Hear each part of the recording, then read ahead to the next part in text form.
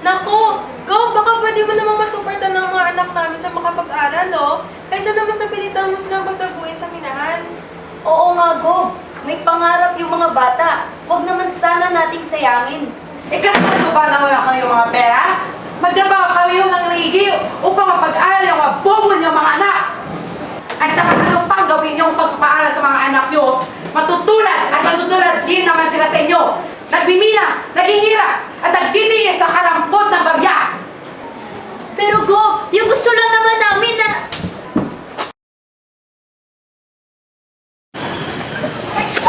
Oy, Osiris! Oy! May pera ka bang pambili ng pantasa? Wala eh. Kailangan ko bang pagtatrabuhan mamaya sa minahan? Sana mayaman tayo sa suportahan tayo ng gobyerno natin, no? Panili na tayo magtiis sa hirap. Hindi yung sila pa yung nagpapahirap at nagpupumilit sa ating magtrabaho. Wala na tayo magagawa dyan. Ito na ay pinakita sa atin ng kasalukuyan at kailangan na natin nagpapigil. Basta! Basta kapag ako talaga yumaman, bibili ako ng napakaraming pantasa. Pandi na tayo mahirapan tuwing naghahasa tayo ng lapis, ano? Siguraduhin mo yan ha. Oo naman. Ang sakit kaya sa kamay at daliri kapag punya lang gamit. Uy, alam mo ba na may dalawa tayo na estado limitado? Yung mga estado na di kinikilala sa kontinente natin. Talaga? Marunong ka talaga sa kasaysayan yun, no? Oo naman. Kung talaga nakakapag-aral na tayo ngayon sa tunay na paaralan, gusto ko talaga makapag-aral at makapagtapos. Hoy! Bumalik na kayo sa mga trabaho nyo. Lagi nyo naman siguro umuwi na walang sweldo. Tungkol sila ating mga pasapa, no? Pasensya na po. Tamad ko yun dyan.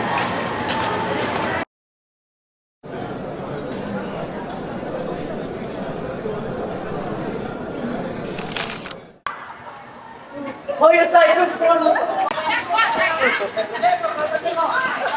Libre? Oo, libre!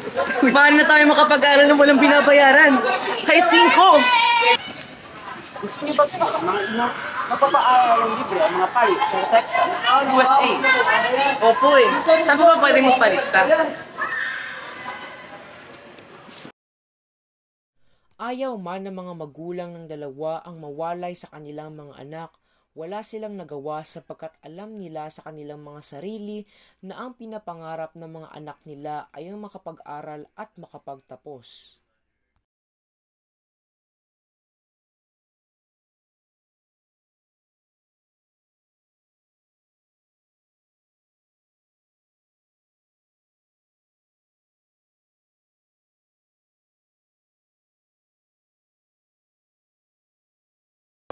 Grabe no?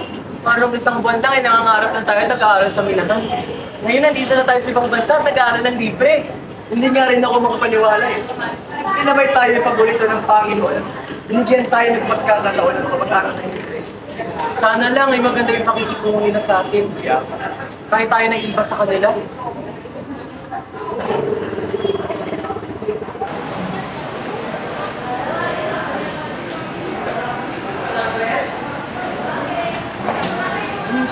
Hi, friend. My name is Amari and this is Osiris. We are from Africa. Hey, Osiris, magay ka. Look at their skin. They look so dirty and unpleasant.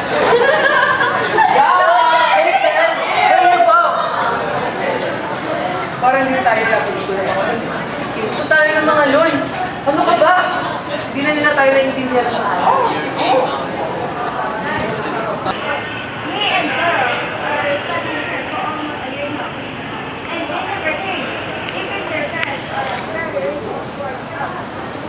No, they just don't know us. Kahit na inaabuso, pilit pa ring sinubukan ng dalawa na makipagsalamuha at makipagkaibigan sa mga taong kinamumuhian sila dahil lamang sa kulay ng kanilang balat at sa kanilang pinagmulan. Akala nila kapag lumipas na ang panahon, iiba ang trato sa kanila ng mga tao. Pero kabaliktaran ang nangyari dahil lalong lumala ang trato at pakikitungo ng mga estudyante sa kanila hanggang dumating sa punto kung saan pisikal na silang inaabuso. Kuya Mari, naiintindihan ko ba yung pag-preso natin? Hey! Give up my neck, Steve! Stop! Hey! What do you think you're doing? Shut up, tomboy! He's right! I didn't steal your necklace! My friend is telling the truth. He didn't steal your necklace. Do you have any idea that Amari stole your necklace? Oh, shut up your gay mouth, Zoro. You really think I would fall for your lies? You all know that Asidus and Amari are slaves. Better give back my necklace before I crush both of your faces. What's happening here? Oh, nothing, ma'am. We're just practicing for a roleplay. Right, my African dudes? No, ma'am. Yes, ma'am. We're doing a role play. Go back to your classroom now. The class is about to start.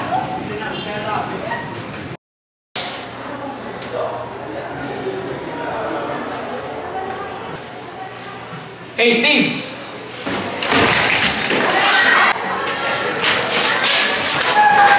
Why are you doing this to us? You guys don't get it? We hate slaves like you and Cyrus. A gay and tomboy like Sarah and Zoro. You guys don't belong here. Bakit ba nangyayari sa atin ito? Gusto mo naman natin makapag-aral ng maayos, hindi ba? Bakit parang napakahirap? Kahit napakalala ng rasismo at discrimination sa mga katulad natin, kailangan natin itong tiisin, Osiris. Ang lapit-lapit na natin, oh! Kaya na lang ba nagaganito nila tayo? Bumalik na lang tayo sa Minana, Mari. Total yun naman ang tinakta sa atin mula noon eh. Cyrus, kung susuko tayo, sino natutulong sa atin at sa pamilya natin? Ilang buwan na ang lumipas mula sa pangyayaring iyon at patuloy pa rin ang pananakit at pang-aabuso sa dalawang magkakaibigan hanggang sa di na nakayanan ng isa sa kanila. Ano bang ginawa namin masama? Napakadumi na ba talaga ng kulay namin at ganito na lang yung trato nila sa amin? Hindi ko na talaga kaya. Kung mawawala ba ako, matatapos na yung pananadyan nila sa aming mga lipin ng kulay. Ayoko na. Hindi ko na talaga kaya.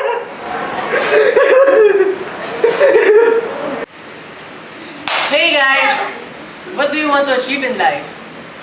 I want to be accepted the way I am, so that I can no longer feel ashamed every time that I tell other people that I'm gay. I'm just a human too, and want to be accepted. Me, I just want to have the same rights and not be discriminated by other people. I just want all of us to be treated equally, regardless of the gender, fat or thin, and the race we came. I just want to finish my study and become successful.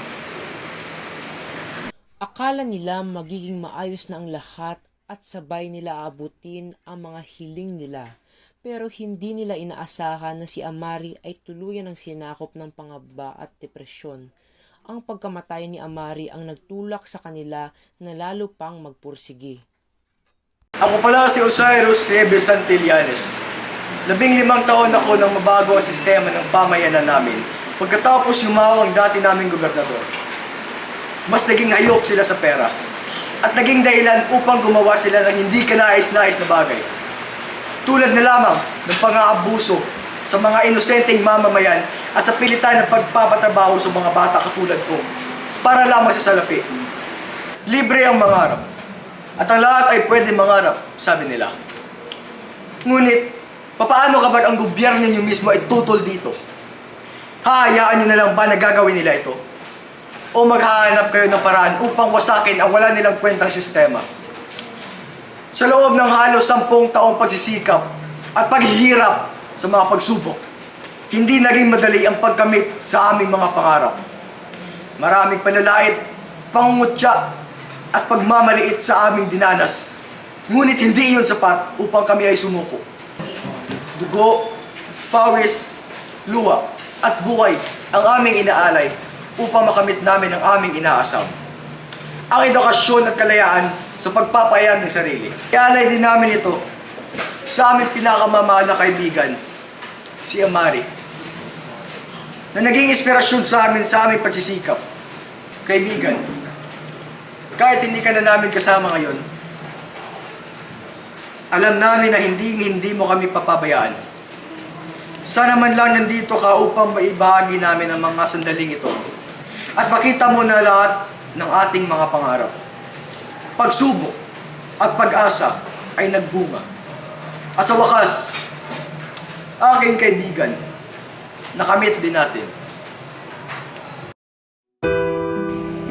Pangarap, pagsubok at pag-asa.